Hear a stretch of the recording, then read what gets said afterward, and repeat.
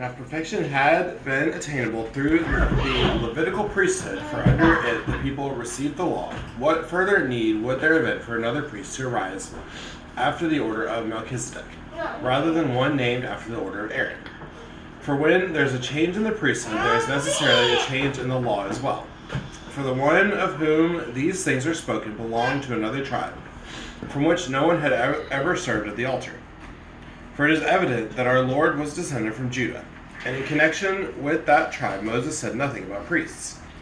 This becomes even more evident when another priest arises in the likeness of Melchizedek, who has become a priest, not on the basis of a legal requirement concerning bodily descent, but by the power of an indestructible life. For it is witness of him, you are a priest forever after the order of Melchizedek.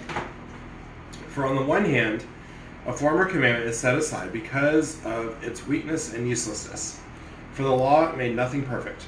But on the other hand, a better hope is introduced, through which we draw near to God. And it was not without an oath, for those who formerly became priests were made such without an oath. But this one was made a priest with an oath by the one who said to him, the Lord has sworn and will not change his mind, you are a priest forever.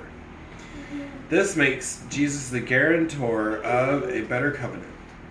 The former priests were many in number because they were prevented by death from continuing in office. But he holds his priesthood permanently because he continues forever. Consequently, he is able to save to the uttermost those who draw near to God through him, since he always lives to make intercession for them.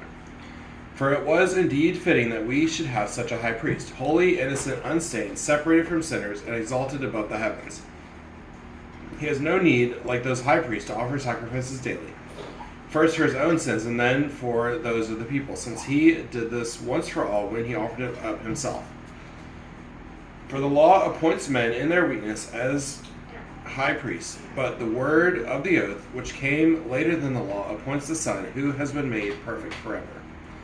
This is the word of the Lord. Thanks be to God.